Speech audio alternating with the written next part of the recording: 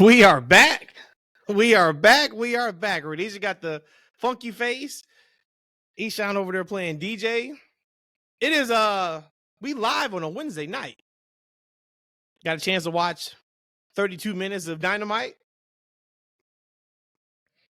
I am glad that I am no longer watching the way we're not gonna start this way. Before. We're not starting this way. I'm just saying. We're not starting this way. Wasn't anything horrible, but I just cannot. We're not starting. I love the Rhodes family. I don't need to see Dustin Rhodes on my television in Lord and Savior's 2024. I don't. I don't need to see like Chris Jericho right now on my TV like that. But that is where I'm at. What's up with y'all?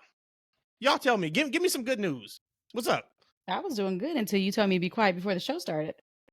And I'm like, we don't do that around here. Ooh. Man, Tony Khan, we got to fix AEW. Because I just realized the reason why I was getting so much pushback a couple shows ago on AEW from Matt and Rhodesia, because that was a last-ditch effort to be a super AEW fan. And then they watched next week and couldn't do it no more. And that's a shame because actually I think the show has slowly gotten better.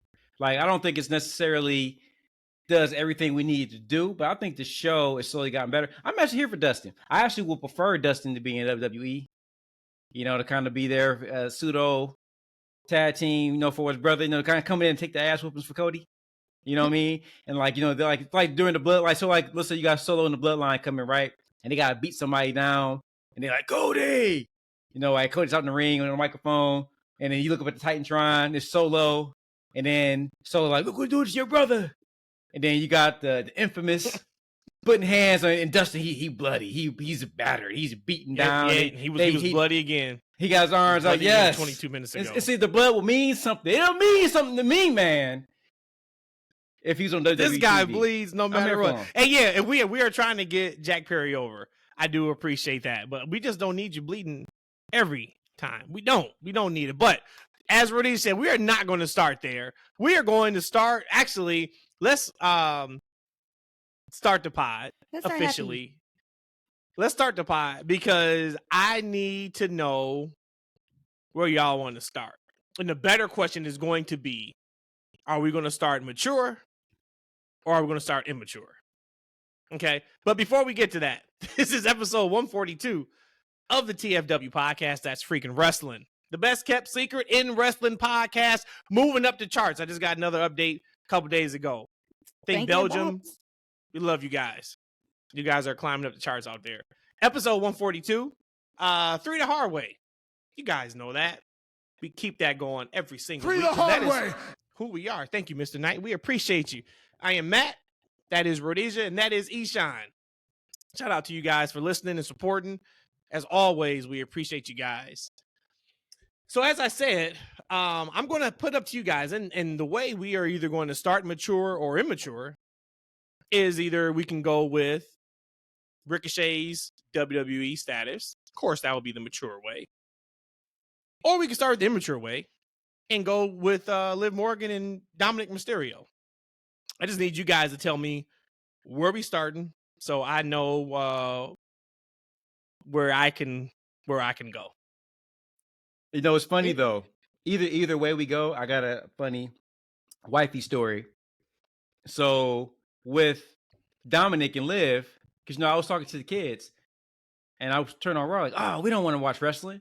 Oh, you don't want to watch wrestling? Oh, that's no problem. I'm like, when WWE comes to town in July, like they always do, I guess I'll take all your cousins. I guess I'll go with Brandon and his son Cam. Oh, that's out of line. You guys can stay home with mom, right? Now all of a sudden, oh, we want to watch wrestling? Yeah, we want to watch wrestling, Daddy. We want to go to the show. So we're eating, and I turned my head for a little bit. And so I didn't see the Dominic and Liv thing. So then Katrina, my wife, I feel like the stank eye, right? And I'm like, what did I just do? Like, she ain't shaking ass in the kitchen right now. So like, what's the problem? So I look over at her. This is what you want my kids to look at. I'm like, what happened? I'm looking up and see it's a commercial. I'm like, what happened? Just a woman subjecting herself to a man. That's what you want your kids to see. Katrina doesn't sound like that. Damn. No, she sounds just like that. So I'm like, I gotta fast forward and see this, right? So also, if we go on the other side, the unprofessional side, Trina's like, oh, her family's like, oh, we need to listen to the podcast. It's been some time. They haven't listened to the podcast since the first year. And I'm like, oh, hey, don't do that. Like, right? Like, we rated R right now, right? Goddamn it. You know what I'm saying? They hear some of the content matter, and they find out that you shaking that thing in the kitchen for me. It might be a different situation. So, like, maybe have them listen to another episode. But she's your wife. She's supposed to shake it for you. Or we could start immature and just tell them to start at like the 10-minute mark. Boom. All right, so if that's the case, let's start immature then. The horny levels that we are getting right now with WWE and NXT is keeping a smile on your boy's face. This face right here has been smiling ear from ear from Sunday night to today. Sunday night, we got Lola Vice and Sexy Red twerking on NXT TV. I didn't think getting any better. I'm sitting here, I was like, damn, this is the best we can get until they officially go TV 14. This is where we are. And I'll be damned come Monday night. Rhodesia's sitting there, I'm sitting there. The show overall on Raw was just okay to me. Like, I don't have much from Raw at all. The crowd in Toledo, that's used to be our old stomping grounds. Every time they were in Toledo, we were in that building watching WWE. That was part of it. They also they didn't have a lot of their top stars on the show either. But that's neither here nor there. Liv Morgan doing what Liv Morgan does right now. And we got Liv Morgan straddling Dom like it was time to go to Pound Town. When she got from the apron to the floor and she straddled that man the way she did, my only thought was right back to the podcast from 2 episodes ago where I said, what is the percentage of men that would be able to look at Liv Morgan when she was standing in front of him and saying like, hey, back, I can't do this. Now I got an updated question for you guys. Because E tried to give me a BS answer. Rhodesia said, I think she said like only 5% of men would not take it. When Liv Morgan was straddling Dom Mysterio, what is the percentage of men that would not have stuck it in? Okay. First off, we're still in front of 10,000 people. So we're talking about just we in a hotel room and she's on top of him, grinding him like she was. I think it's probably 1%. No, that's a completely different situation. That's 100% of men, probably. Yeah, I would say it's like 1%. The way it was before clock blocking Zelina Vega came in, and before Finn Balor stole the hotel room key. We still got to figure that out. Key card. They ain't talking about that. That Dame said. At this point, you cannot look. Dominic can't. Whatever happens now, we got to look at Dominic and say, "Hey, I understand." We can't do that. We're not going to do that. We're not going to do that. I would say earlier in the show when she was giving him the hotel key card and she's going down his little body, I'm like, okay, hold on, like this is a little spicy for me right now. I like this. And then she came out and got on him and started gyrating him. I'm like, are we serious right now? And like, I've watched a lot of adult stuff. Again, when we talk about clearing out our browser history, I watch a lot of adult stuff. And I'm telling you, I was a little horny watching Liv. And usually I don't even get down like that with Liv. Because all that. But I'm like, okay, let me go. I've been down with Liv like that. I told you already. And there's still some things I won't say on air. But I can promise you things are the way it's supposed to be in that area. Eshaun. Hey, I ain't got nothing for y'all. I told y'all this woman's wife. I mean, my wife is trying to have her family listen to these podcasts. And I told you 10 minutes. I got 30 seconds left. We are 9 minutes and like 34 seconds. I love Jesus, y'all. What they should have did, the cameraman should have zoomed in on his private area. That's what the cameraman should have did. And then I would want to see Dom in sweatpants. I would like to then see Dom in sweatpants. His old Ron Jeremy look he got going on. I'm okay with that. Go ahead. Yeah. Hey, Rhodesia, I got this new coffee mug right here. It actually has a warmer that plugs in that keeps it warm as I drink. Isn't that amazing? So you say you plug something up at the 10-minute mark. Plugging something up to keep it warm? Is that what you said? Got it. Yeah. Okay. Keeps my tea warm right as we talk. Okay. Maybe next week. Maybe that's what we'll just do. The first 10 minutes will just be how I really want to give it up, and then so E's family can listen. He'll just send them the version of the 10 minutes chopped off. So now this is like the second part of the podcast. Thank you guys for listening to the TFW podcast. Yay. We appreciate you guys. I think we need to start with Ricochet and his WWE status. And they just put out a tweet actually about an hour, actually less than an hour ago. And it just says, breaking after suffering a brutal attack at the hands of Bron Breakker this past Monday on Raw. At King Ricochet will be out of action for a undisclosed amount of time with upper body injuries. And it's a photo of him laid out on the car with Bron Breakker just like leaning up against the car. Let's start with the angle first. The injury angle. Just no question around it yet. Just what was your guys' thoughts on them having Bron Breakker lay out Ricochet the way that they did?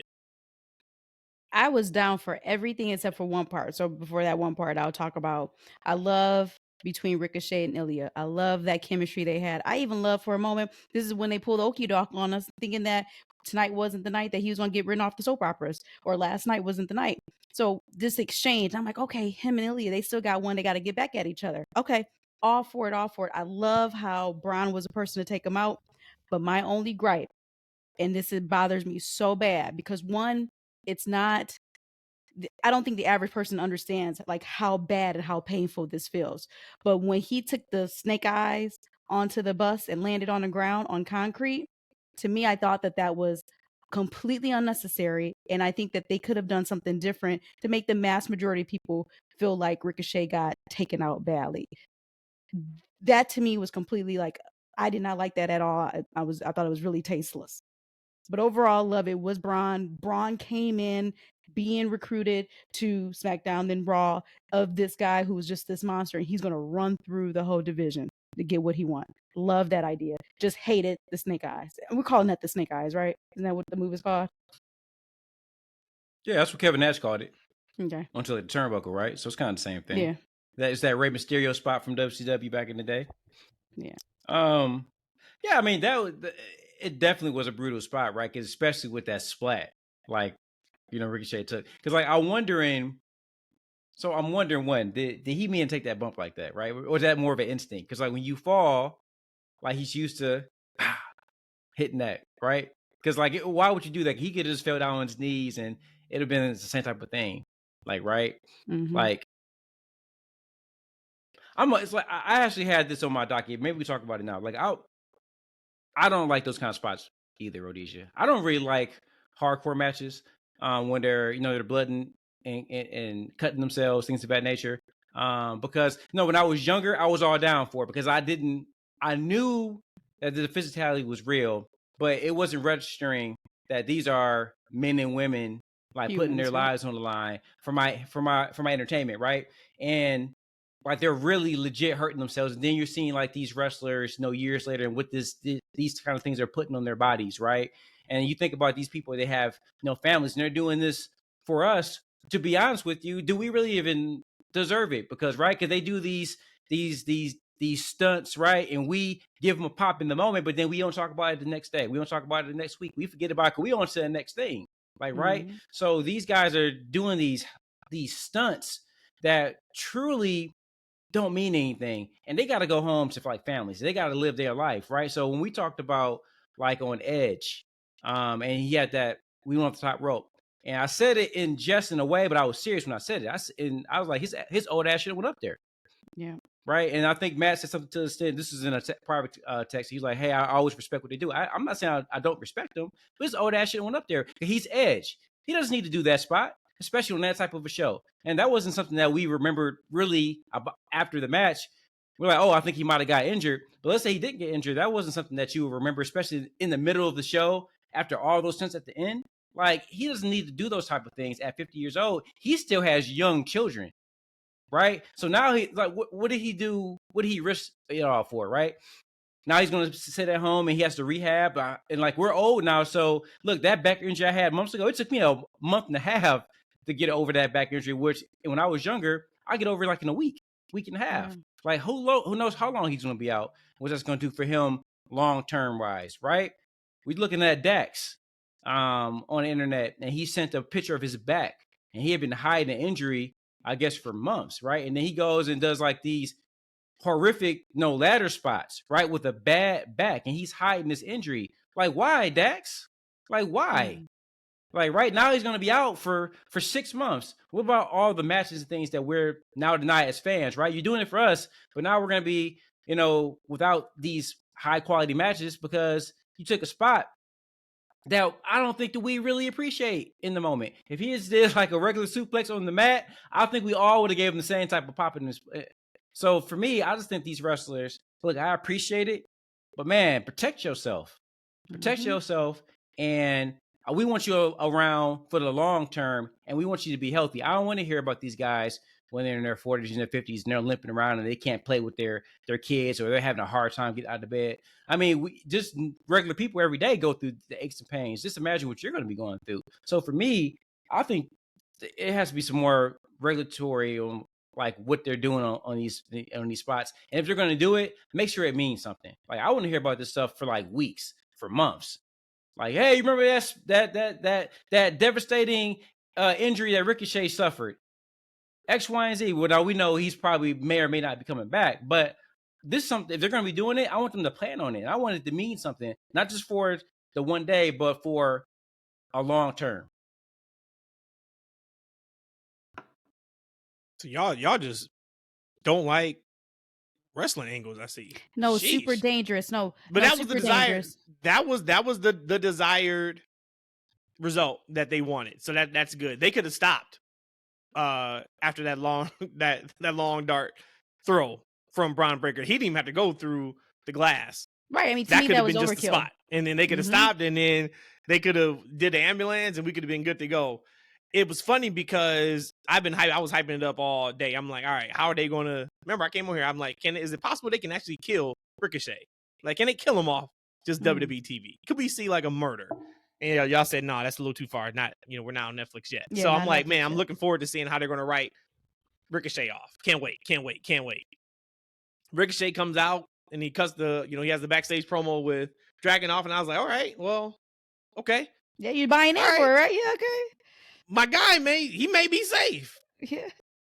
He's not dying tonight. Or he resigned this morning. He's not dying tonight. And then Braun and Dragunov go out there and just beat the hell out of each other. Finally wakes up that Columbus crowd, which Columbus is typically, or not Columbus, but Toledo. They're typically better than that. So I'm not sure what was up with that. But then, all right, now we get to the end. And then Ricochet shows back up. And I was like, oh, here we go. Here it comes. Like, what can they possibly do? Like, are they going to do that still, step spot that he did in NXT where he almost killed my man who's no longer on NXT? And like, he comes out and saves Dragunov, and then they go to commercial. Or I think they went to commercial. I don't think they went right to the back. And I was like, yo, did Ricochet re-sign and he didn't tell anybody? Exactly. And this thing is just a work? Yep. Then they come back. Then they shoot to the back. And when I saw Dragunov eat that spear, I was like, damn, if Dragunov ate that spear and he's under contract for another 5 years, what they gonna do to Ricochet? And oh shap, it happened. Now, I will say, to be completely honest, I was a little let down on the physicality of the final thing we saw before he went off an ambulance. And that was but that was the power slam from, the one spot into the car. And when it happened, I was like, okay, that's not enough. And then, they go to commercial, they come back, and Samantha now showing off her acting chops. You knew she could sing. She can announce, and now we know she can act too, because now, like, somebody got to get her in the movie. She runs back there and she's crying and she's got to get in the ambulance, and they go away, and I'm still sitting there. And I kid you not, I was like, is that it? And there's, everybody on social media was like, all right, I guess that's it. And I'm still sitting there and I'm just like, this feels like, to me, this isn't it. It feels like there's like one more thing that needs to happen to send Ricochet off to the sunset. I don't know if that's the case. You thought Braun was driving the ambulance? No, I thought that it would have been something where it's like, oh, like he's done for. And like, I mean, we've seen people get speared through the Raw set and come back a couple weeks later, right? Like there was nothing about that particular spot just to slam through the glass that makes me think like, oh, that was the write-off for him to go to an entire another company. That was like a thing where you see like, oh, they're setting up for him to come back. Now, I don't think they're setting up for him to come back. I know word is I think that his contract is up in July. Mm-hmm. Yep. So with that tweet they sent out and saying undisclosed amount of time, if we're in June now, could we see him come back 3 weeks from now, 4 weeks from now, and then Braun destroys him again, and that's all right, now he's gone? Or do you guys think that what we saw Monday was enough for Braun and enough for Ricochet that you did your job, now go ahead and go, presumably, to AEW? Yes and yes, because he fell like from 6 feet from the ground onto concrete. So yes, I think that is absolutely enough. If that wasn't enough, then I hate to see what would be enough outside of what you say in murdering him. Remember, the thing they want you to remember was the last thing you saw, and that was the power slam through the glass. So that's the spot. Is that enough? Yes. You still broke the glass. You still got power slammed through a car windshield. Okay. E? Oh, yeah. I know that was the last thing that you wanted. I think the last thing you want to see his ass is going in an ambulance, right? With, Sam, crying. That's the thing you remember the most, right? Him being taken out. He may never return, right? This is like one of the soap operas. Like the guy just never returns back, right? But you think about the whole thing, like, man, the dude, like the whole scene, right? I know this is wrestling, is exaggerative, but if a dude fall that far, on his back on the concrete, he ain't getting up. Look, my back hurt a little bit after I saw that. Then Absolutely. he go through some glass. Shit, man, that brother got injured, man. So we used to do is be in the getting blown up or something, I guess, right? And we were like, oh man, what else we looking for? Like, oh, they ain't set him on fire. They ain't break a limb. Like what we need to see to make this dude look like he really got hurt. That dude got hurt. Will he be back? Shoot, I mean, maybe they kind of phrased it the way they phrased it because they're leaving it open. Like, yo, he hasn't resigned, but just in case, we got an angle that got him out of here, right? But we also set it up to maybe he could possibly come back. And I think like there is because like I think who was it? I think it might have been Bully Ray was on Busted Open or something like that, and he was saying that he can see like Brian like bullying Sam, for weeks, right? Just staring at her and harassing her, and then Ricochet come back to make the save. Like you can see that, but I kind of feel like he out of there. I feel like he's out of here, and this is like his send off. But they are leaving it open for something to change. What you thinking, Matt? Yeah, I think Eternal we were talking back and forth. I think on Raw, it may have been on Monday, we were tweeting back and forth, and he was asking, like, who's stopping Braun? Like, who is that guy? And I was like, well, probably the better question is, when does he get stopped? If the report that came out last week about him being the guy or one of the guys in the Netflix era, all right, well, we know they're not hitting Netflix till later on this year. And so if he's going to be one of the faces, then you got to put the rocket strap on him and keep that rocket strap on him. So then it's like, all right, well, then that's the question. Because, and I bring that up is because, say if Ricochet is done, somebody's got to get the payoff. Braun's going to get the payoff for getting the heel heat. But then you got to have a face to get the payoff of stepping up to Braun for Samantha. Like, we just can't leave this now and expect her to announce Braun Breaker like he's just a regular wrestler every week and he's going to ignore what he did to Ricochet. There has to be a payoff for that. So if it's not Ricochet, then the question is, then who is that payoff for? Is that payoff for Braun Strowman? Is that payoff for a Brock Lesnar? Is that payoff for another underdog who is going to step up and say, look, if nobody else is going to step up, I'm going to step up against you, Braun, and then we have that program. I think that's kind of where we're at now. If both you guys are saying, like, all right, that was enough for Ricochet. Okay, so now we got to look at then who is next to step up to see who that is.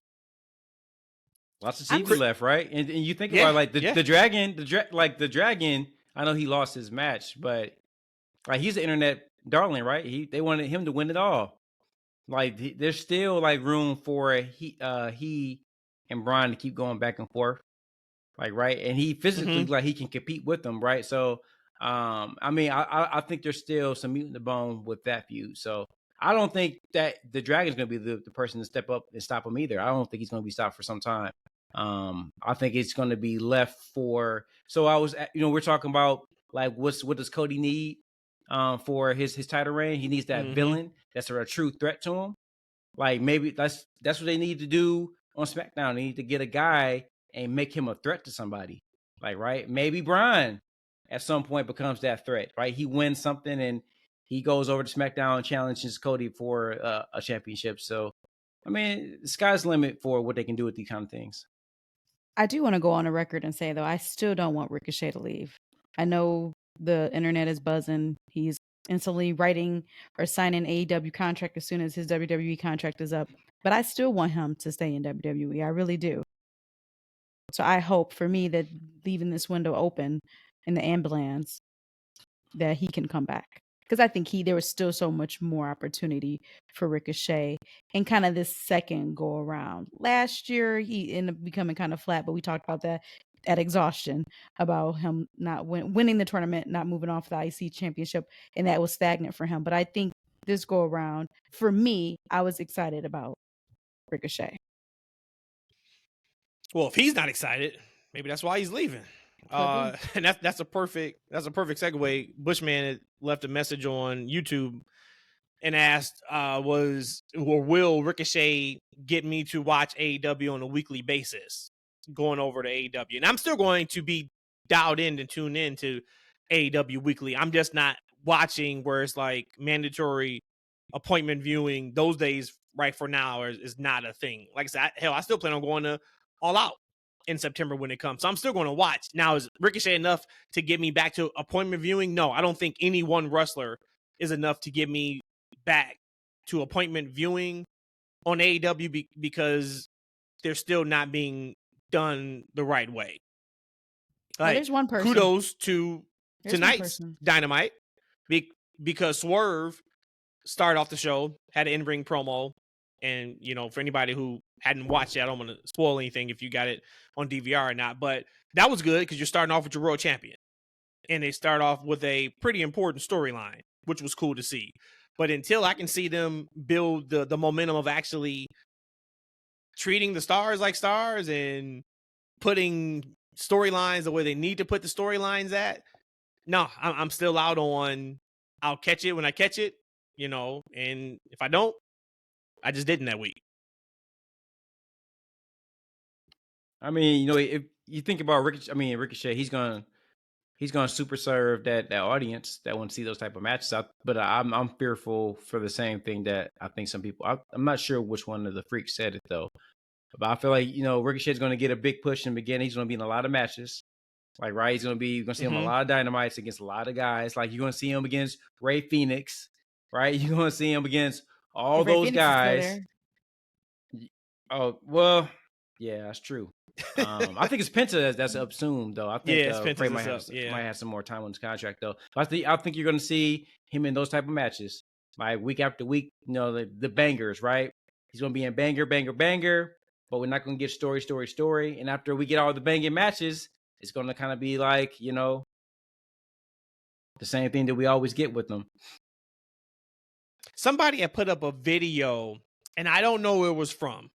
I don't think it was Lucha Underground. Well, he didn't have a mask on, so it wasn't Lucha Underground. But it was a video of him cutting a promo. It was nighttime. He pulls up in the car, gets out, cuts a promo. It was a fire promo, too. And he actually responded. He commented underneath the video and just said, and that was just one take also. So I think he wants more.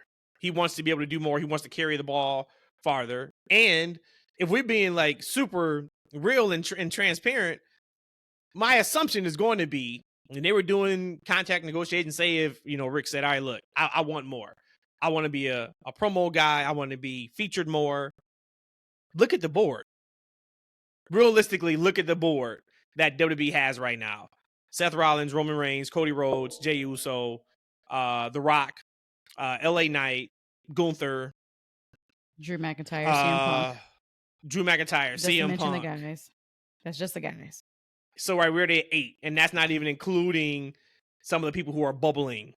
That could be maybe a main eventer in another, 12 to 16 months. And to your point, Rhodesia, that's not even touching the women. The top is kind of set right now. So but that's why they gave him a championship. They gave him the speed championship. You gotta stop that. You gotta stop telling you, they did. Stop talking about speed. They did. Because who's the speed champion now?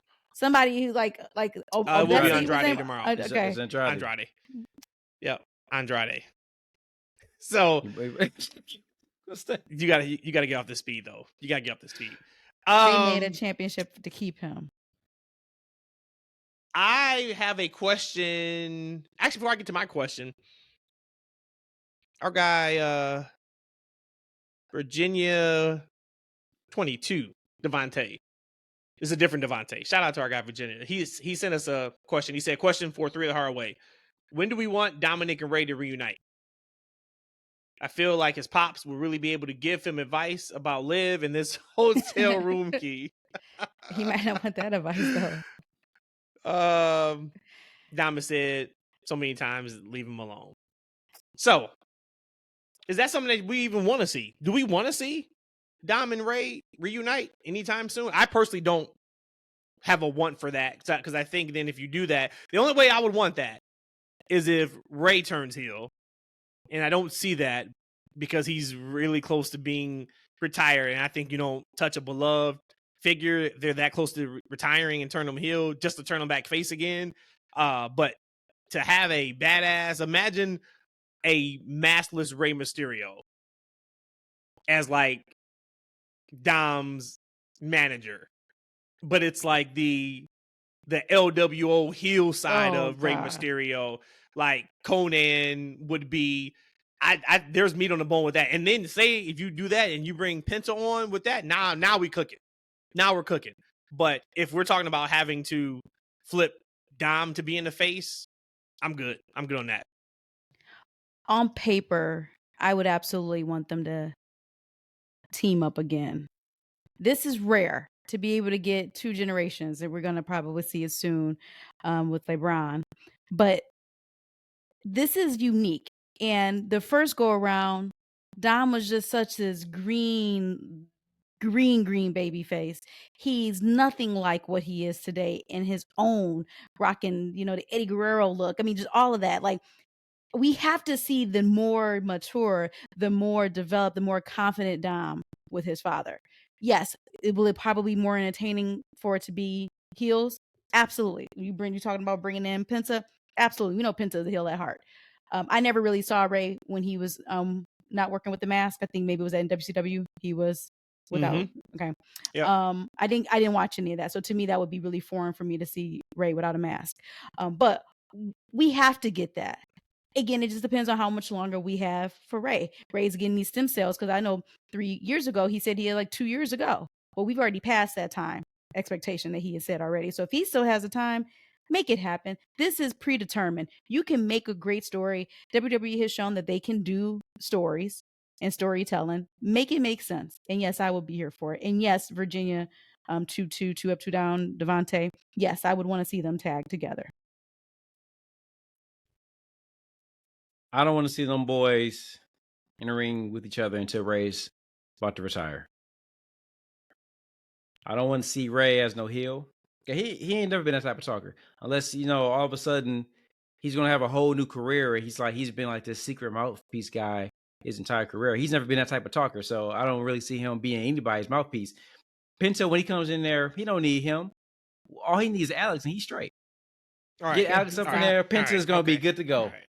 All right. You had to go and ruin the moment. And y'all already misspoke.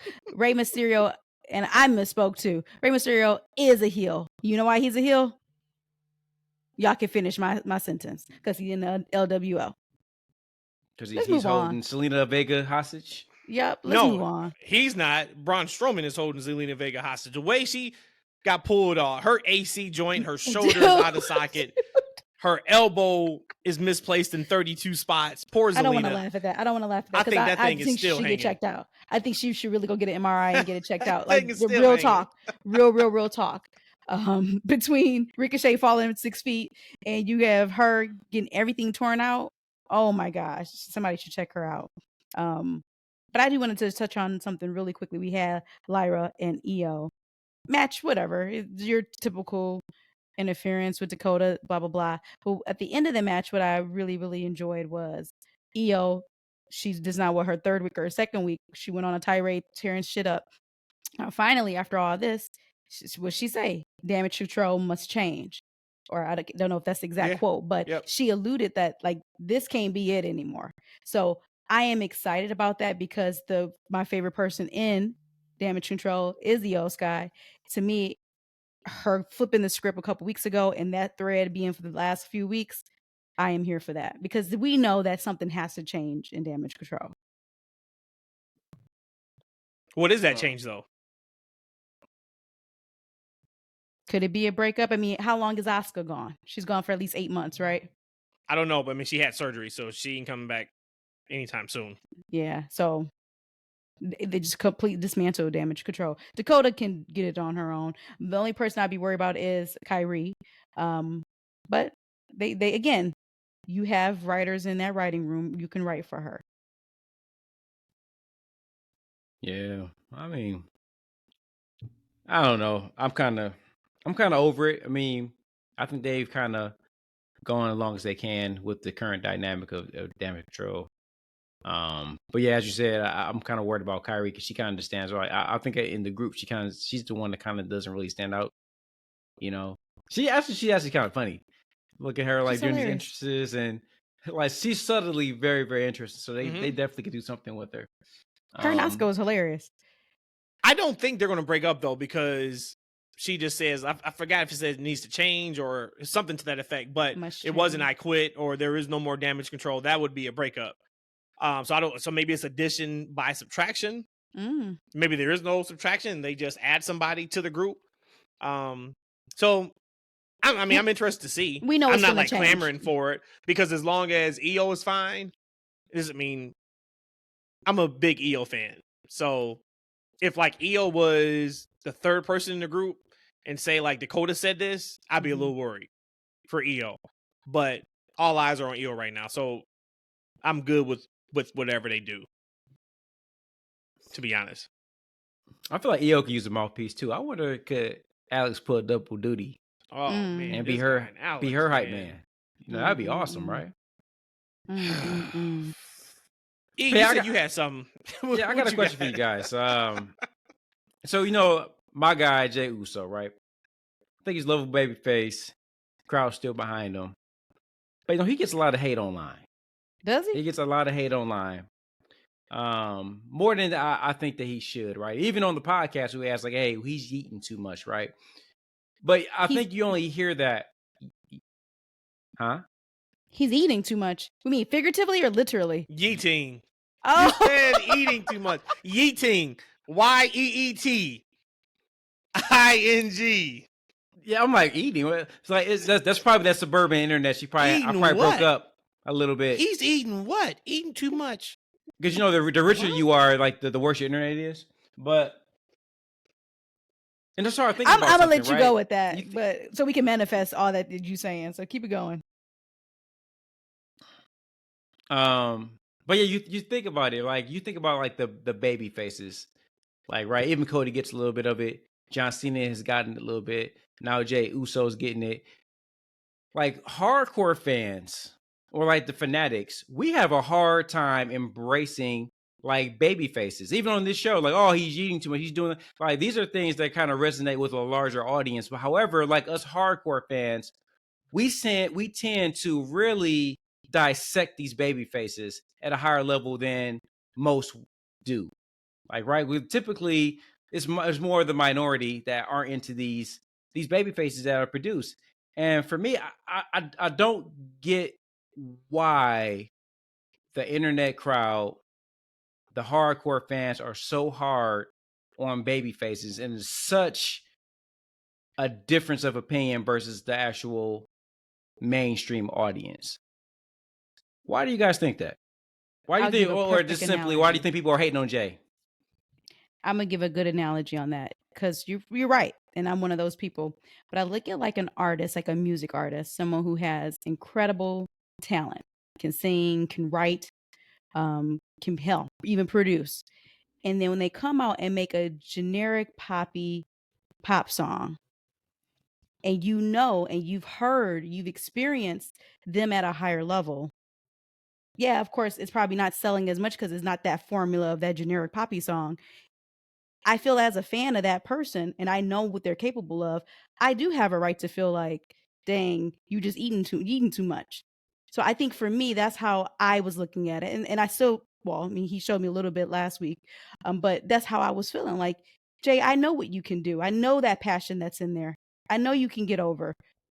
But you're getting over on this yeeting, and it's like, but you're more than that. You're more than just the yeet. So I think that's probably where a lot of those fanatics, because hell, we have a kid who he loves rappers that's like not really that known. And the moment that they're super known, he turns his back on them because he's like, oh, everybody knows who he is now. Hey, but it shouldn't take away from the fact that you like the person. So I think for me, that's just what it is. I know, I've seen you perform better, more grand, and now you're just putting yourself in this box. I think that's why, at least for me, why I feel that way. Well, what Matt does with rapping is gatekeeping. And we have gatekeepers in professional wrestling too, but you got a ton of gatekeeping in music. You ask about a particular person, it's, oh, how do you not know about this person? Oh, you're not a real fan because you weren't there when they did this and they said this and they did that. I think your question though, is with the hardcore fans, is because we've seen it all, right? And hardcore fans have a distinct thought process and mentality of what a top wrestler should be, right? And Jay has been getting hate online because, and it really started around the Mania match, because the Mania match was the shits. And then he had another match, I think, on Raw that wasn't the best. So then you couple that with then Yeet taking off, and now his promos is everything Yeet. And even I said it weeks ago, the yeeting was hurting his in-ring work, is because it was all the punch so we can get the yeet, another punch so we can get the yeet, throw him in the corner, kick so we can get the yeet. So there wasn't a lot of flow to his matches. So I think that's like, if you're talking specifically about Jey Uso, I think that was the issue with Jay. The other ones, though, with the other baby faces, I think a lot of that is just being, they think they're smart, but then they're really dumb. And talking about like the super duper hardcore fans. If everybody's on board, then it's time for me to jump off. Yeah. Because now I got to go find somebody else. And I think to a certain extent, that's also human nature. If you were on somebody before they got super big and now everybody's on them and you started seeing a decline and maybe what you liked about that person, they no longer do, then you could be a little spiteful. But yeah, I think Jay gets way more than he should in terms of hate. Really, that's a good question, and something maybe to even talk about right now. Who gets is there somebody that gets the proper amount of hate? Because we see people get hate all the time, and the majority of the time it's not warranted. Is there somebody that gets hate and we're like, you know what? Yeah, they could be better. Jericho, but I don't think he can be better.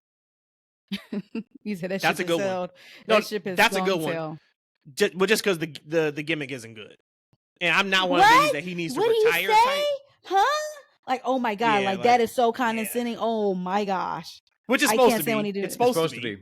Yeah, but that makes me not want to watch then the actual program. So you're doing the opposite. Yeah. Because actually, I don't think Jericho's doing. Actually, I kind of like what he's doing, but he's getting way more TV time than is necessary. Right. For what he's doing. He had like 4 or 5 segments last week. He consistently gets a lot of TV time on their show, and I think there's better and more entertaining act. I'm ad nauseum at this point. HOB, like right, like Ricky Stark is in there. Like he gets way more. He's always in the angle. He's always in the story. Now, he hasn't had a championship in a long time. Or you say, oh, he's not the fact for champ, but he gets a lot of TV champ. Like I think that the unknown championship at AEW is TV time.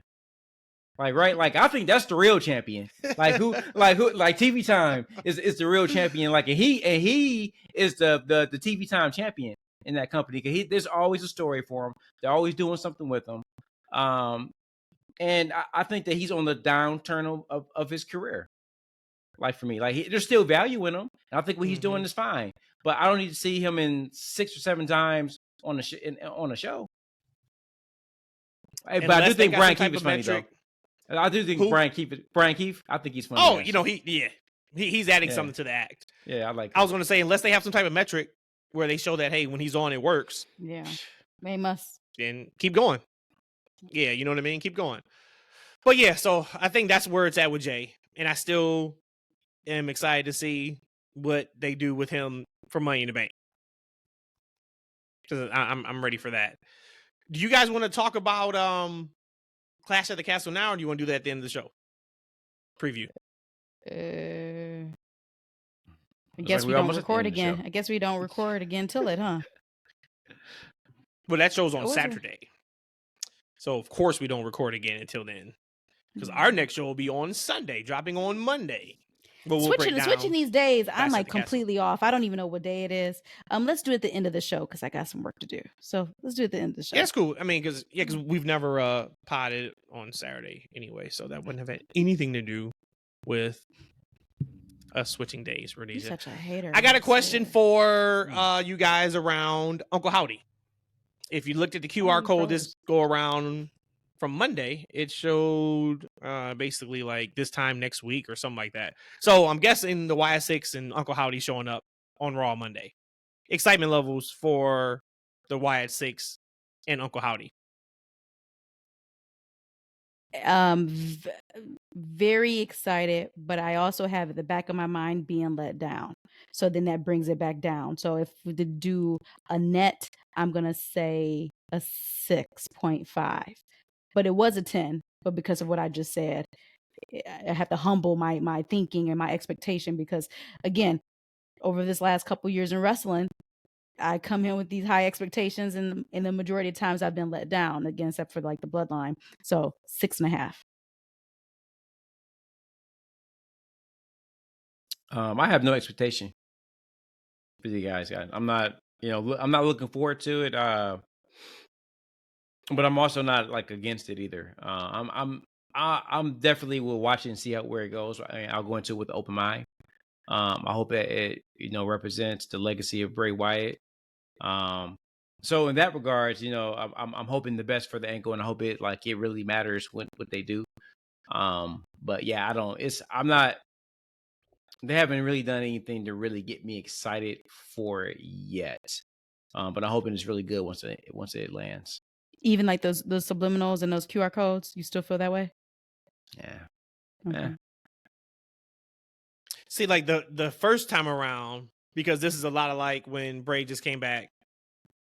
When he came back, a year ago or so, I was all on those QR codes, right? Mm-hmm. Like I was going down the rabbit hole too. Like every single time they popped up, I would pull it up. I haven't pulled up one of these this time. And that's interesting because I don't know why. So I'm not excited at all. I'm excited to see them when they debut. I'm excited to see what that looks like. But in terms of like, am I looking forward to it? I'm not. I'm like a 0 out of 10 too. But when they show up, I'm like, okay, I'm here for it. Let's see what they do. But and I don't know why. I don't know if it's connected to Bray. Like maybe I think it's too much like the Bray rollout. I don't know if it's not Bray, right? We knew Bray. He was a star, right? And we're excited to see him, whatever he's going to do. I like Bo.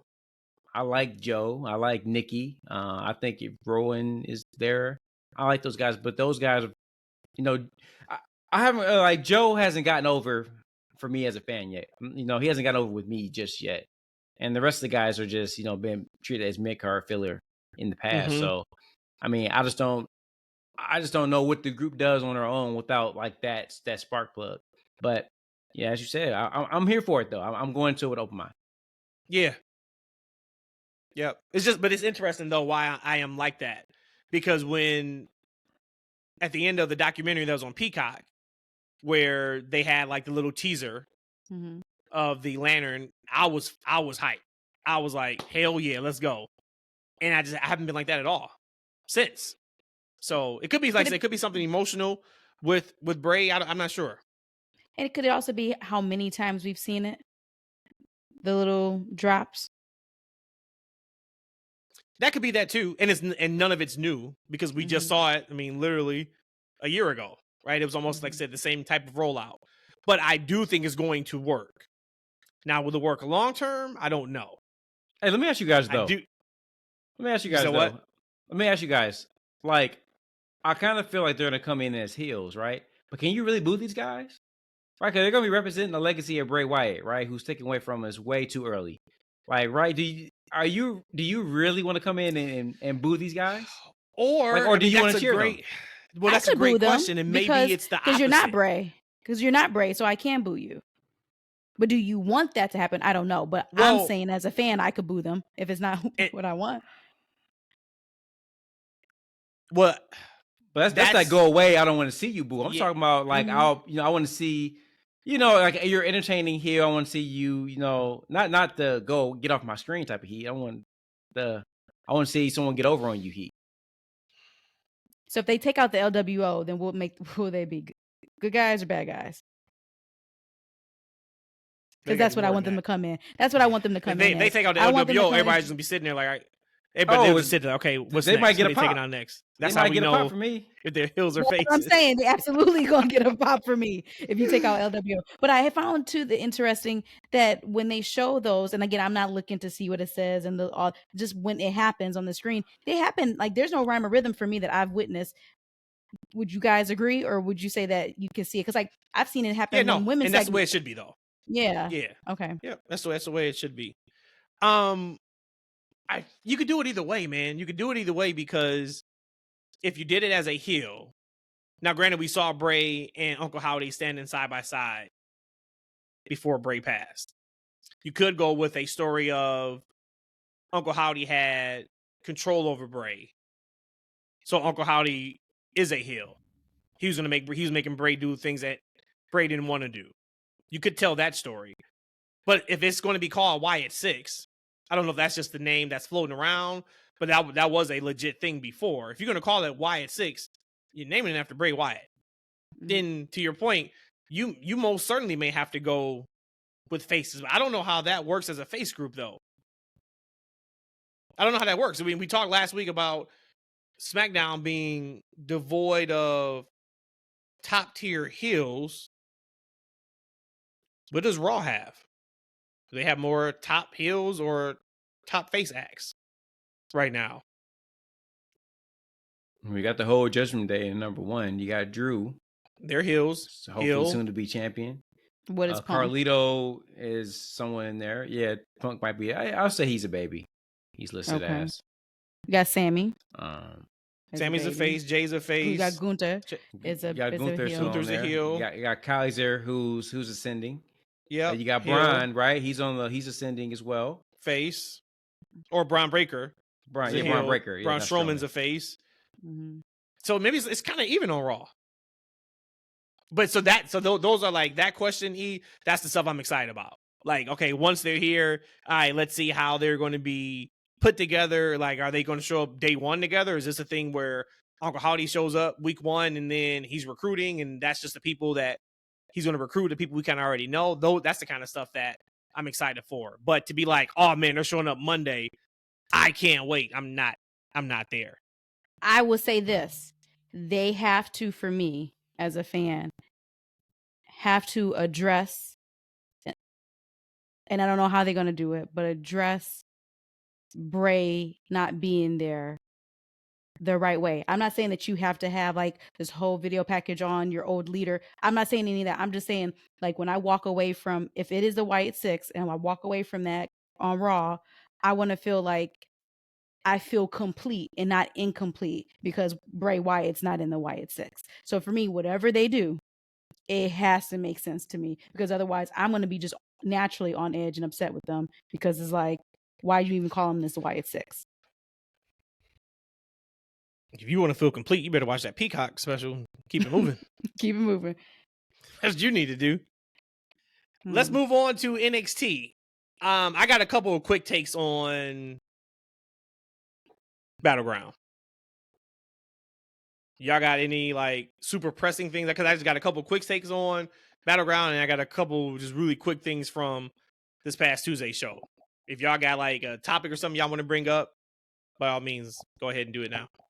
I forgot. Yep. So that was Sunday's show. So right, we have not recorded or talked about Battleground here yet. Nope, no, just the one thing, and it's actually from NXT Tuesday. So, and I'm quite sure we all want to talk about that. So I'm not gonna let the cat out of the bag yet. So whatever you got on Battleground, what you got? Real quick takes. First, I had said that I was most looking forward to the women's matches. Felt like they all delivered, and I felt like some of the other stuff on that show left a lot to be desired. So I thought the women's ladder match was super fun. Mm-hmm. I thought Lola and Shayna pulled it off. It is really hard to do a shoot style match in a worked environment, and I thought they pulled it off very well. Mm-hmm.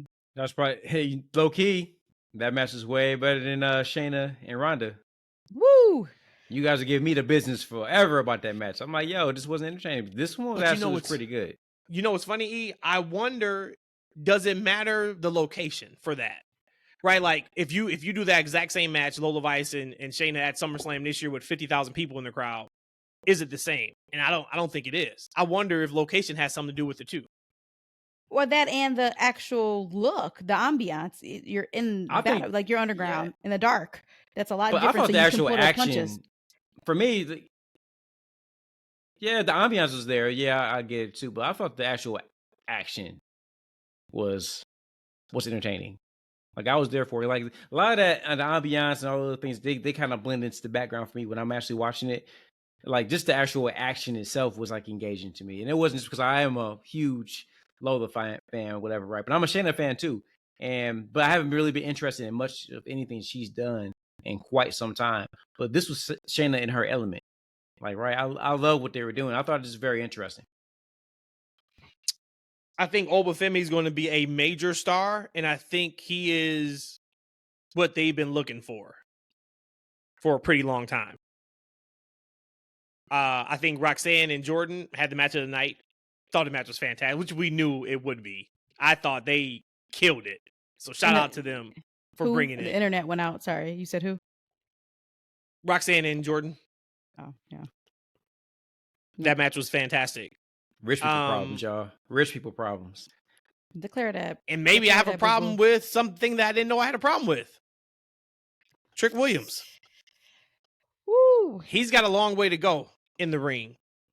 And that's only by what I've seen in his major matches. Because we also thought at times Braun was not struggling, but was missing something in NXT. Look at Braun now. We said the same thing about Carmelo. Man, Carmelo's just missing something. Look at him now. But this is now the third main match that Trick has been in where I'm watching and I'm like, okay, and I understand this is developmental. But if we're going to talk NXT, which we're going to talk NXT more on the show now because we're able to watch it weekly because we're not recording it, that is something that we are going to have to like figure out, right? Like, when do we critique? Like, do we always critique and then the critique may be, well, it's developmental? Or do we critique because it's a third brand and they got a new, contract with UPN coming here, CW this year? Even Kehlani Jordan's promo on Tuesday was horrendous. It was god awful. Oh, I was hoping you wouldn't give it up for what you. Man, it was horrible, right? Like, damn. And that's one where you can say, hey, maybe one of her first live promos out there, give her time. And I am absolutely not saying like she's got awful or she's never going to get it, but it's a learning experience. I'm sure, if they have, promo class after NXT or somebody put her to the side Tuesday night and afterwards have to say, look, breathe, slow down. When the crowd is reacting, you're a babyface. You let them react. They're not giving you heat. Like sometimes with heels, you want to talk over the heat if it's not the time to stop. But she talked over 2 "You deserve it" chants. Yep, she talked over a couple of cheers because she just had to get her words out. Yeah, she had to get them out. I had to get them out. No matter what, I have to get them out. And that made the promo disjointed.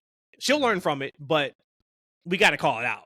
I was like, ooh, that was a little rough. But Trick, it's so he's missing some things in his matches, and they all come to a abrupt ending, really quick.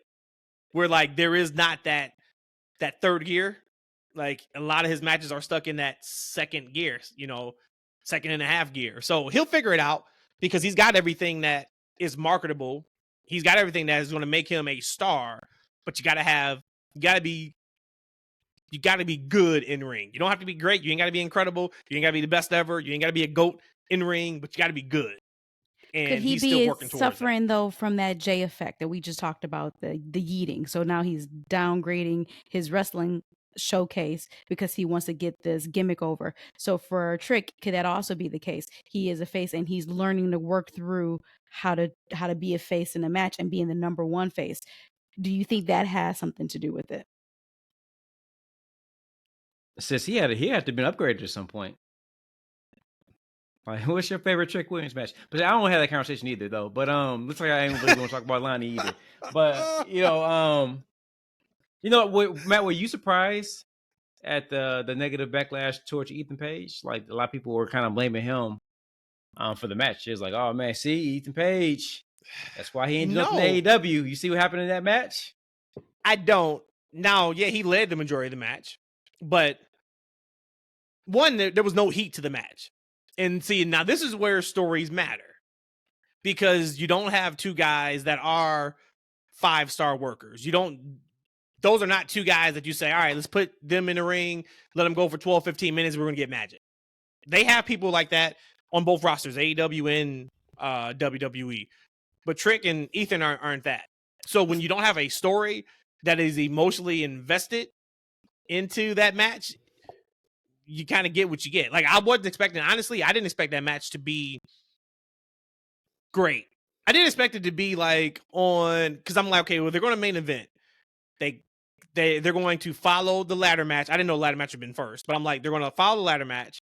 Not that I thought that should have been the main event, but I thought there was a world where Roxanne and Jordan Grace could have main evented for sure. Because I'm like, well, we know Ethan Page ain't winning. No, he's not dropping. Trick ain't dropping the title. So I'm like, well, the finish is not in doubt whatsoever. And then just from a work rate perspective, I'm like, I think the women would put on a better match. And that happened. I was just surprised with how, in my opinion, lackluster it was. E, you said like you saw some negativity online about the match. I saw a lot of people who said the match was great too. I actually probably saw more people who said the match was great than it wasn't. Man, I gotta be honest with you, like, I thought for what it was fine. It was fine. Trick right now has the promo, the charisma, the personality. He has actually all of the it characteristics, like, exactly where it needs to be. Mm-hmm. So at this point, all he really needs for his matches is just to be fine. Like, as long as he ain't in there, like, throwing shit around the ring, he's perfectly fine. That's not what he did. That's not what he's doing. I think his matches are fine for what they are. I think Ethan Page is another guy. He's more of a personality, charisma guy themselves. So I think the match, as far as the length perspective, is exactly where it needed to be. I think from a heat perspective, that kind of feud kind of came together rather quickly. But you got an obnoxious heel who was, forced his way into a title match, and you got the charismatic babyface that everyone loves. Like when his music hits, and his music hits so hard, and you got to hit that chant, right? Like, so from the heat perspective, you had the most popular guy on the roster, the guy who has it, versus this obnoxious, arrogant heel. I feel like it was fine for what it was. I like to see maybe a follow up, so Ethan can get more heat, maybe talking his way or cheating his way into another match. Yeah. We'll see. But I was fine with it. I thought it was fine. So then maybe I'm in the minority, which is completely fine. And that's also not, once again, I'm not saying that Trick won't get there, but out of everything in his game, the ring work is probably what needs to be like, all right, let's hone in on that a little bit more. He'll get there. I mean, he's only 3 years in the business. He's only 3 years in the business, man. He got a lot to improve. But you think about it, he's actually in a better place 3 years into business than Jay was 3 years in the business, right? So you just see, what the performance they're able to do with him. Because, like, if you watch his early matches from a couple years ago, and I don't remember anything being, like, crazy, but he didn't do a whole lot, right? Now you see this man working, 10, 15-minute matches. Like, right, he wasn't doing that like a year or so ago. And now he's doing it, and, like, the matches, maybe they're not blowing people out of the water, but they're fine. And exactly what it needs to be. Because as long as he can keep that charisma, that personality, and everything else on 10, he can slowly bring that ring work up to where once he gets to the main roster, and we got a little taste of it on NXT, y'all, on Tuesday now. It's funny. I don't know where I got Tuesday from, but I think I heard like I heard some Caucasian man, right? Much like Cody. I was talking to him, and he like, yeah. So I was selling TVs at the time. He's like, yeah. So am I getting it on Tuesday or Monday? I didn't know it would be discussed. I'm like, excuse me. Yeah. So what day of the week is that? Is the TV being delivered on Monday or Tuesday? Now at this point, I heard what the man said. But I need to hear it again. I'm laughing in my head because I was a big asshole when I was young. I'm like, sir, I'm sorry, I didn't catch that. Can you say it one more time? Yeah, Monday or Tuesday? I'm like, man, I don't know what day that is, but I definitely told you Tuesday at 8:30 in the morning, right? But it's always stuck with me, so I call it Tuesday. But like, so on Tuesday, you had Cody Rhodes, with a little showdown with Trick Williams, biggest babyface on NXT, biggest babyface in WWE meeting. I like that little brief thing. But I also love that my boy Trick, this is why we can't do no Trick Willie slander on this TV. He invited Cody to the cookout on national TV. What a big face move by that man. You was about to say it right. You about to say what a heel move. I got you. You know what it is deep down. And Rhodesia's, she's over it. She just got up and left. She would not be at the cookout. I actually enjoyed it. So I'll tell you what I did. I loved. I actually really enjoyed everything Cody did on NXT. Now, if I'm going to nitpick, I'm sure people think AEW, and I got to nitpick NXT before I get to what I loved. What I hated was, so Good Brothers, you're going to act like you just didn't come out with AJ Styles on Friday, and Cody's in the building for the I Quit match, and you don't put hands on him? We're only there to big up Meechin after she wins her match against Jada Parker. They got him out of there. Plot holes. No, they got him out of there before Cody arrived. Did they show that? Easy. But did they show that? Or did I fast forward through that? Or did I fall asleep through that? I don't think I fell asleep. I think we all fast forward through it. We don't know that. I think they fast forward through it. Yeah. But how easy would that have been if they had security show up and say, hey, Cody Rhodes is about to come out. We saw what happened last Friday. I need you guys to leave the building. Give me some continuality. They do very well with that in WWE, but they picked and choose when they want to use it. Now, the positive stuff, though, I thought it was tremendous with the whole Trick thing. No matter how you feel about should Cody be invited to the cookout, the point is we have a funny no more, man. It ain't funny no more. Stop it. National televised wrestling promotion that is broadcasted across the world. And the top guy in that promotion, Trick Williams, is inviting Cody Rhodes, the top guy in WWE, to the cookout. That is, when I talk about like how NXT is for us, that is us, right? Like, that's tremendous. I loved that. I loved the AEW reunion. I thought that was tremendous. How you feel about the line of guys, you're in a good place here. Yeah. But I didn't take that as much of a shot as some people did. Because I felt like that was a wink and a nod to AEW fans. And E, you can speak to this more than Rhodesia can. And I said to Rhodesia Tuesday when we were watching it, I don't remember when the top promotion, and I'm not saying NXT is the top promotion over AEW, I'm talking about WWE. I can't remember when a top promotion did something like that to the second promotion or the third promotion. Typically, it's the second or third promotion that are doing those type of winks and nods to the audience about WWE. But for them to get together, to even have that moment, for us fans that see it and we're like, oh shit, those are all AEW ex-wrestlers. I thought that was like super, super cool. And I thought that meant more from a cool perspective than the shot that Cody said, you're all in a good place now. Because they are in a good place. But I loved it. No, I think Sean can be petty too. You said that you know that hasn't happened before, but I think they can. They absolutely can do that. And if you're a tribalistic fan, of course you're gonna take. I looked at it as something that's good, funny as an insider. But like you said, there's somebody who's like, I can't believe they just did that. You're in a good place. Are you insinuating that AEW is not a good place? I absolutely could see it. I mean, yes. I've heard and seen worse, but I absolutely love that line. My question though was Trick the right person to give Cody the extension of the cookout? Should he have ran that through? Should he have ran that through some other people first? He's the leader of the company. He's the leader back there. He is the top guy on NXT. Yeah, he's the top guy. Yep. Yeah. Or maybe the other question we should be asking was Cody not invited to the cookout before and Brandy is his wife? Hello. Well, maybe that's the question we should be asking. No, the question I wanted to ask was he kind of was confused on what the cookout really was. So unless he was just like completely off guard with what Trick Williams was about to say to him, he thought for a second like a cookout, like who gonna cook? Oh, the cookout. Okay, like so I think Cody. Cookout. So Cody can only bring maybe plastic goods at this point because the moment that Trick said to him, "Hey, you invited to the cookout," he's like, "Yeah, bro," but whatever, you gotta dap him up, play him up. But when he had to think for a second, like cookout. I think at this point he demoted himself. You could just bring the solo cups. No, I think he hit him with he wasn't ready for that one. Like, wait a minute, did he really just do that on national TV? Like that's what I think that was. He was surprised by it. Solo cups. He's surprised by it.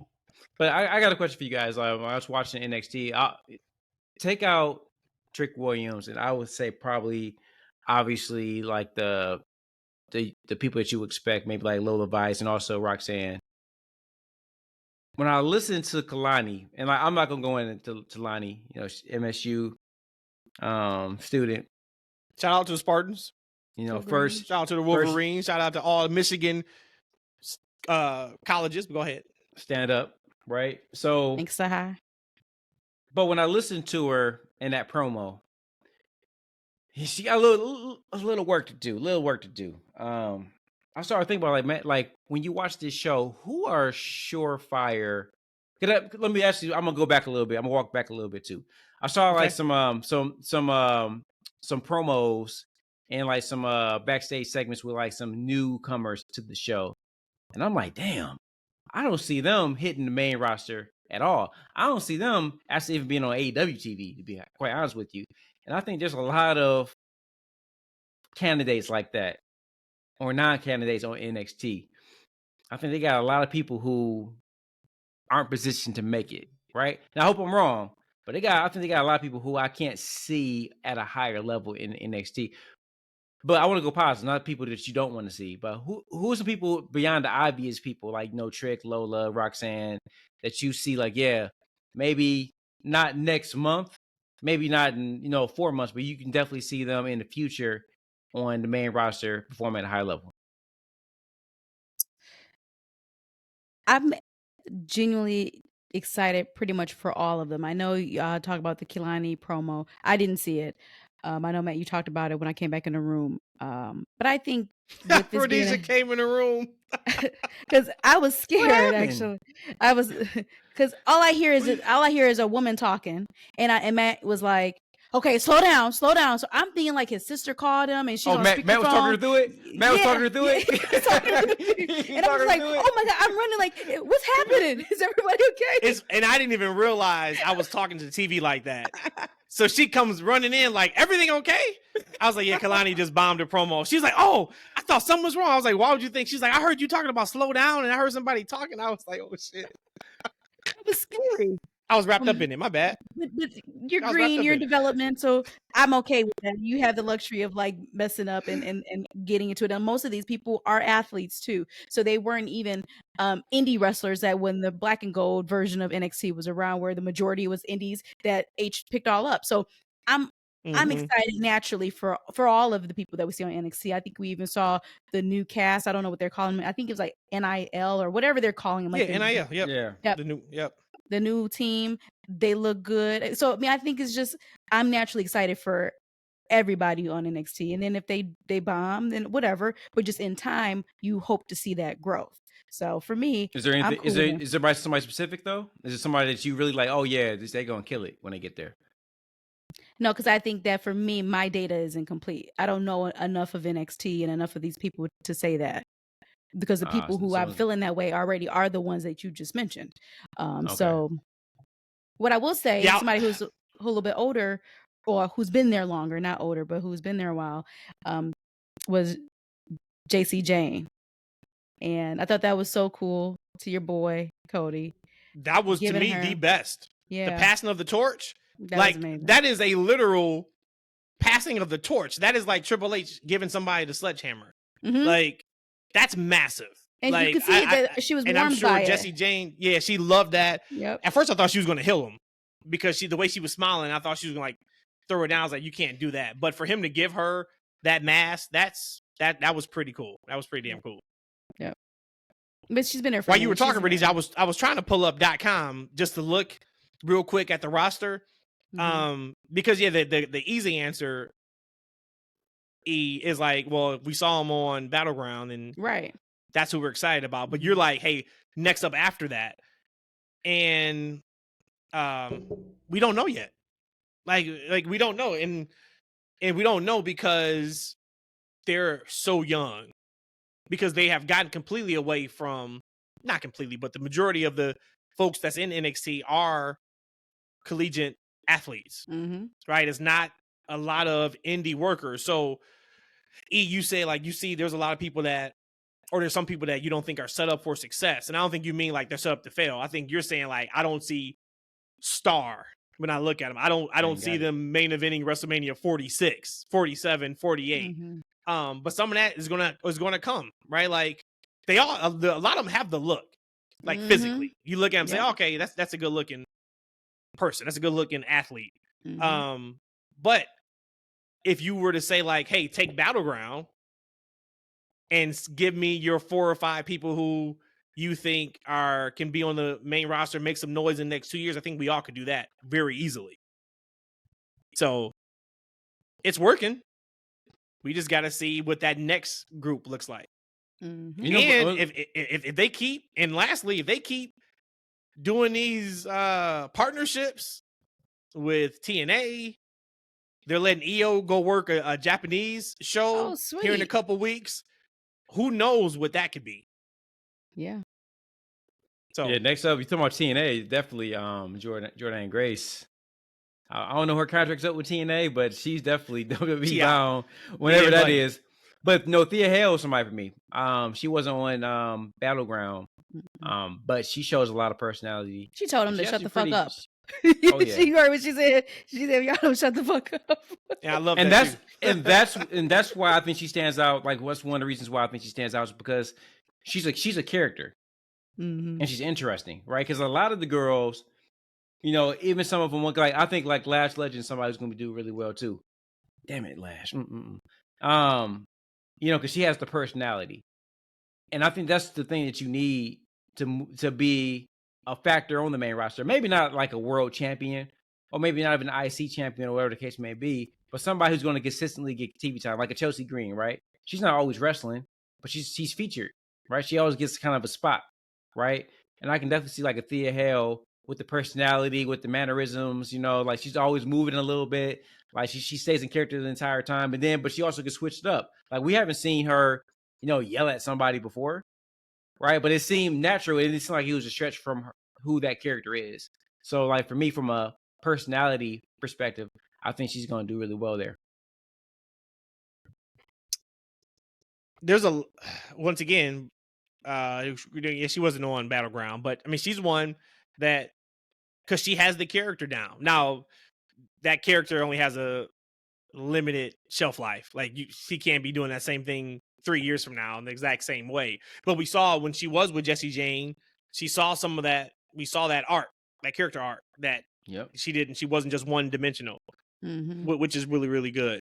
So yeah, I mean, overall, I thought NXT was cool. Like I said, Cody, I thought everything he was part of was thumbs up. I am interested to see this Battle Royal, and they talked about possibly other locker rooms being involved to see who is Trick's next contender.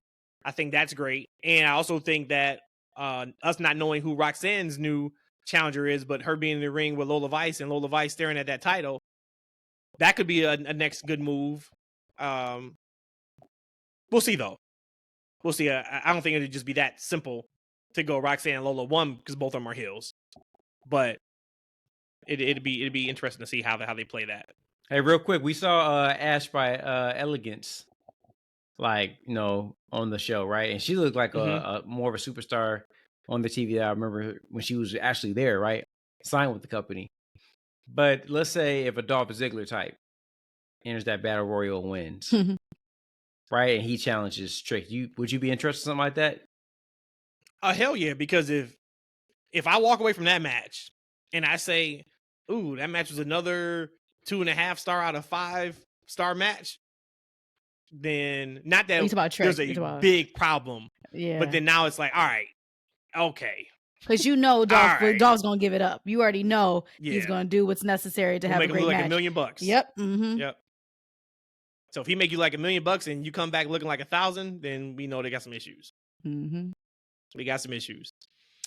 All right, y'all. Let's hit Clash of the Castle real quick, and we don't have to deep dive it because I don't think there's much on this show to deep dive. And there's 5 matches. Yeah. Okay. So there's 5 matches announced.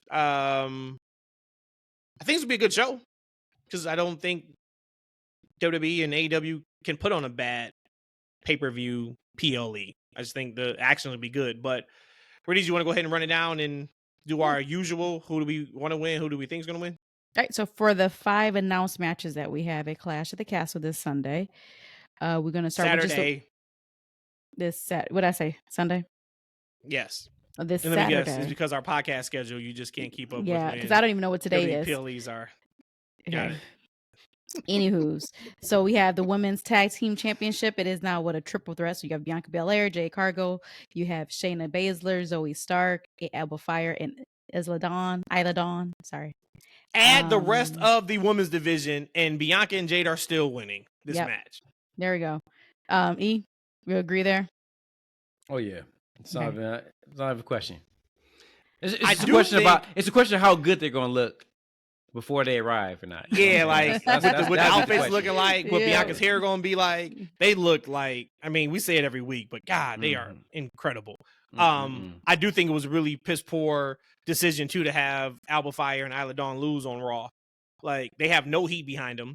They're heels. They're in a match. You know they're going to be in a match at Saturday for the titles, and then you have them lose. That didn't make sense to me. Them girls dead in the water. Yeah, kind of. And they shouldn't be. Well, we'll move on. I'm gonna skip that one because that one I'm kind of excited about. Let's move on to then the WWE Championship, Women's Championship. We have Bayley versus Piper Niven. I don't think there's a chance in hell that Piper can win the title. So I'm gonna say Bayley, and I want Bayley to win. I don't want Piper to win, although Piper is amazing. But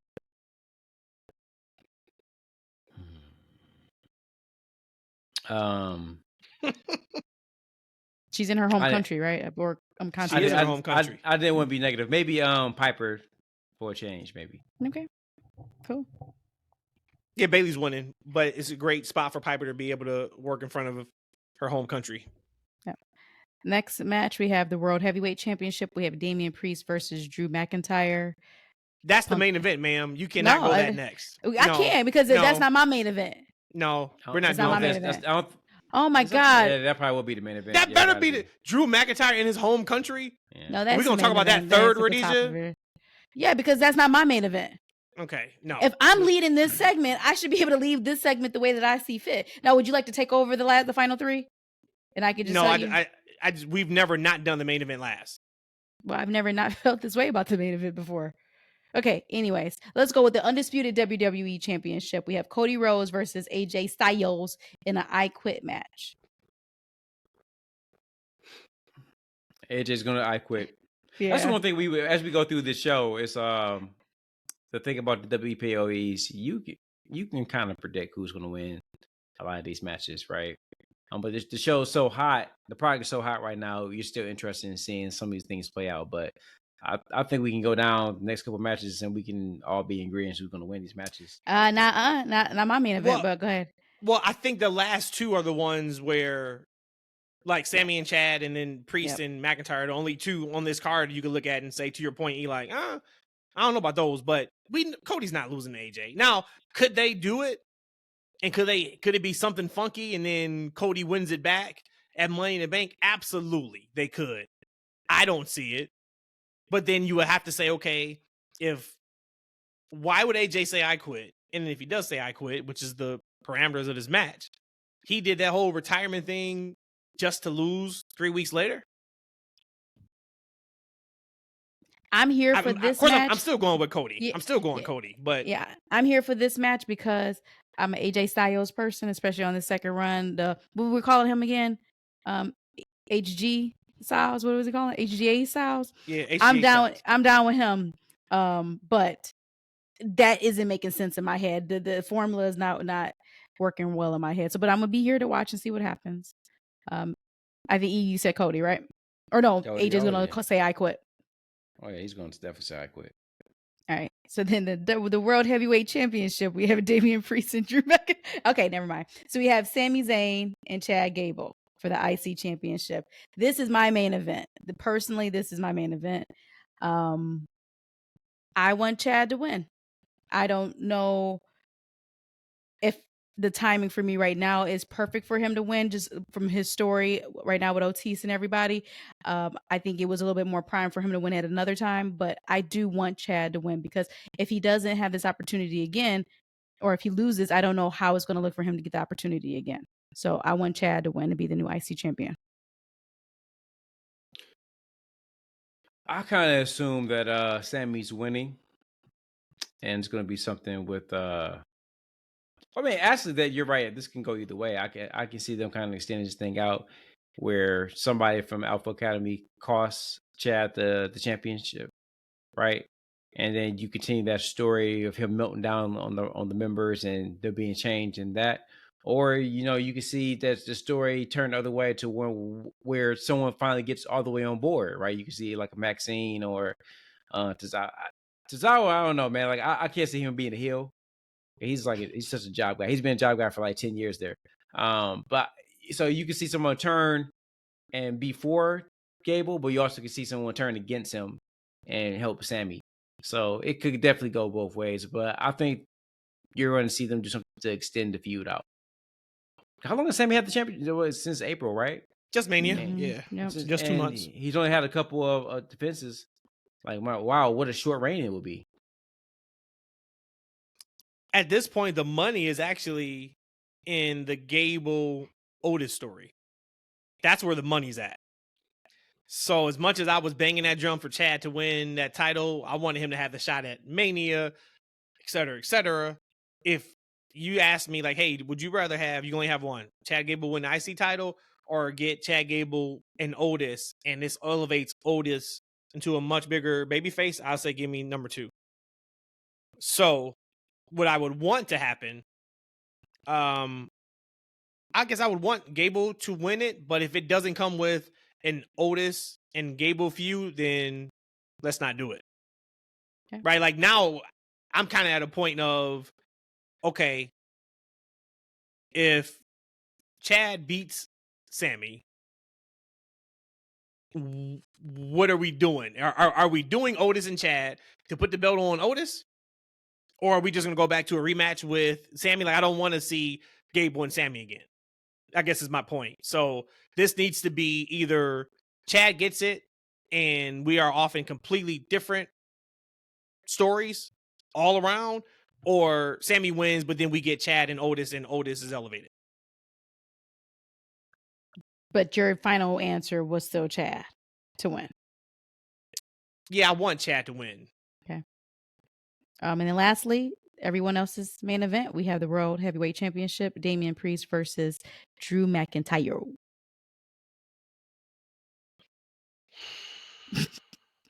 I'm actually going to say that I think this is going to be an incredible match. I will say that much. I would be shocked if it's an incredible match. Yeah, I'm going to say that it is going to be an incredible match. My highest ranking for this is probably going to be very good. I personally don't even know if this can be a great match. I think the crowd can add a lot to it.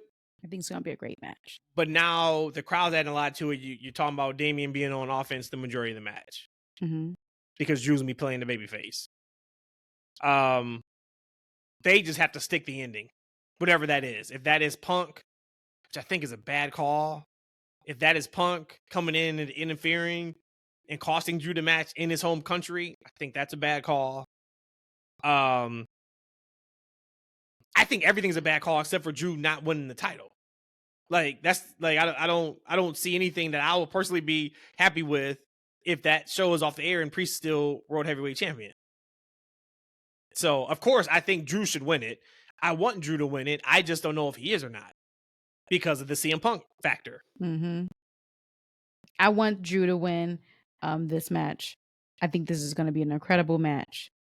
But how incredible would it be if Punk does his Punk stuff and prove me right that he's a low down, dirty scoundrel and costs him the match? Oh my God, in his home country. This is now the second time Drew's getting robbed for a championship in his home country when he should be crowned it. Oh, come on. Give me that. Uh-oh. She about to do it. Rhodey, get Rhodey. Give me that. Ouch. So if this match doesn't end the night, we definitely know who's going over, right? Right. Damian's winning if this isn't the main event, right? Yeah. What if they start Clash in the Castle with this match? Oh, hell This opens. And then Cody goes on last. We know exactly what's happening, what's going down in your town. Hey, I'm all for moving Damian off the championship. I just don't think his run's been interesting. I don't think he's very interested in this humble babyface, pseudo babyface role that he's doing. I don't find it interesting. If Drew doesn't win, I don't know what's next for Damian. I don't know who will be up that I'd be interested in seeing him against. I guess anybody take title off of him right now. Yeah, anybody. You still have Gunther too. And that's the thing, right? Because you got Money in the Bank next, July 3rd, I think it is. Then we have SummerSlam, which is the first week of August. Then we got Bash in Berlin, which is the end of August. No way Gunther's not in the main event on that show. So so now you're talking about working your way backwards, right? Like, why is this show even there if it's not for Drew winning the title? Right. But then do we I don't know. I mean, it's because if he doesn't win, or if he does win the title, Punk's got to be first up. Does Punk take it off of him that quick, or does Punk lose his first real match back in WWE? Oh Lord, this is too much. Stop wrestling altogether. You know what I'm saying? Like, it's just so many different options you look at, and you're just like, see, I see so many different ways. Tony makes new titles. This is the perfect time. This is you know what? You're right. We definitely need a USA title. Oh no, we need a Netflix title. Netflix. We need a Netflix title, like the TBS and TNT title. If this is AEW, we absolutely will have a Netflix championship. I think it's the perfect time. Do that. It's the perfect time to introduce the NXT. The Netflix championship. A lot of interest there. We need more titles. Somebody bang that drum. We need more titles in WWE. So yeah, so I mean, at least there's intrigue behind this for the main event for 2 matches. Mm-hmm. So yeah. All right. Are y'all looking forward to the show? Considering I didn't even know what day it came on. I was waiting for you to lie. You'd be like, yeah, I just can't. I'm glad you. Thank you for giving it up properly. I appreciate you for that. Sure, I think I am excited for it, but again, am I really? I don't know. Yeah, I mean, I would say excited isn't the word. Now, I'll be honest with the AEW shows. I'm not excited about watching 6 hours of wrestling on a Sunday night when I got to work next morning. To be honest with you, but with this show, I would say my excitement level isn't at a 10. I would say I'm there to watch it. Wait, what time does the show start? This is an earlier show, isn't it? Afternoon. Yeah, because it's live. Okay.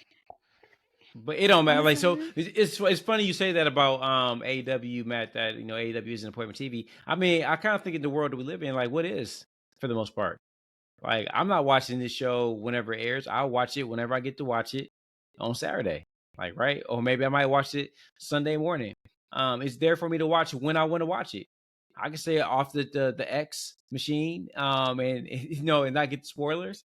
Yeah. I'm good. I don't need to watch that show whenever it airs live. I'm good. I'll watch it when I have the time on Saturday. And I think that's the beauty about everything. You can consume whatever you want when you want to watch it. Like, right? And that's why some people want to take emphasis off of like ratings, because people just put on their DVR. I don't need to watch AEW on Wednesday night. This is what I was telling you guys about it for years. Like, we ain't got to watch AEW on Wednesday. You can watch it on Thursday. It's all good. I never watch SmackDown on Friday. I don't watch SmackDown until at least Saturday, maybe Sunday morning, half the time. Well, see, because I was doing a lot of live tweeting back then, so I had to watch at that time. You know what I'm saying? But now, I'll try to make it a point to live tweet doing Raw on Monday. Need the engagement. But that's kind of the only one. Maybe SmackDown if I'm available. I'll do Friday, but that's kind of about it. And even like Raw has been like up and down because I'll catch it late. I'll start like an hour late, and then by the time the show's over, I'm almost caught up. But I stay off because I don't want to get spoiled on anything. Mm-hmm. But I thought that during NXT, something happened on NXT, and I fast forward through it, and I was like, "This is the good thing about not watching it live." Yeah, like it sucks because you're not with the IWC at the same time, so you can see what people are thinking and comment or like or whatever. But the good thing is, if it's something I don't like, I don't care about, I can immediately fast forward through it. NXT is not, it's a good show, but it's not appointment TV. You can watch that at your leisure. And like I said, you can watch some of the things you want to watch. That's just the world we live in. We have that luxury. Yep. Speaking of luxury, I'm just going to go ahead and say congratulations to the Boston Celtics for winning the NBA Finals, because this series is going to be over. What's the score? Next time we pod, which is Sunday. Is the game on today? Yeah. They were up by 20. Now the game is been cut to 15. They getting their ass whooped. Yeah. Wow. But Boston's up 8 minutes left in the fourth quarter in Dallas. Yeah. So unless something drastically changes in this game, Boston's going to sweep Dallas. So congrats to Jason Tatum. I wanted Tatum to get a ring, and it looks like he's going to get one this year. He must be able to miss that shot. All right, Rhodesia just put it in our chat. She got what? Stop. Oh, my bad. Sorry. Stop. She got a PP Sorry, real bad. But you do have one final question, you said. What is your final question? And it isn't the number one. On Raw, who did you think was the APA protection that R-Truth was referring to? I didn't even put 2 and 2 together because I'm over R-Truth and Miz. Word? Yeah, I think this shit sucks. Damn. Oh my god. Yeah, I thought it was entertaining in March. We knew they had to win the championship in April at Mania just because the story thread with Judgment Day and R-Truth. Cool, got it. Why they still have the belts though is beyond me. I don't think it's entertaining. This is all a vehicle for the truth, right? And Miz is the straight man. So who did you think was APA? Who did you think was APA? Oh, I knew it was AOP. Okay, Matt, you said no. I didn't even radar. Not one time I didn't even think, because when I was sitting there watching, I was like, man, why are we still doing this? with these two. Damn. Like, you know what I thought though? I was like, I didn't think about the AOP and the APA. I was like, who's Black and White as a tag team? That was the only thing that was going through my head. That was the only thing going through my head. What'd you come up with? Nobody. I gotta go. Oh, you go ahead and go. I'm about to put my boy Karrion Kross over. The legend, the GOAT, the God finally followed us on Twitter yesterday. He knows I've been putting on for him. And I just want to say he cut another incredible promo after Raw about Xavier Woods. He's trying his damnedest. I think Triple H told him, look, man, if you can get people to still care about the New Day, you got a lifetime contract here. So he is trying his hardest. Because if it is not for Karrion Kross, nobody cares about the New Day. I'm sorry. They just don't. I don't care what you guys say out there. You don't. And Karrion Kross basically talked as much in that promo. He said it's safe. That's why Xavier Woods is only talking about winning the King of the Ring, because he knows if he knows he can't win the world title, that's not a realistic thing. They're out there just doing the same old. Man, he gave it up. He gave it up. So shout out to the guy Karrion Kross. I told you, Karrion we trust. Yep. You got anything to add to that, E? Thank you for watching. Appreciate all the freaks out there. Follow us on Twitter. Follow us on YouTube. Follow us on Instagram. Tell a freak about a freak. Okay. That sounds like a Luke song right there, Uncle Luke song. Tell a freak about a freak. Oh, tell a freak about a freak. Oh, tell a freak. All right. Off the rails. We see y'all on Sunday.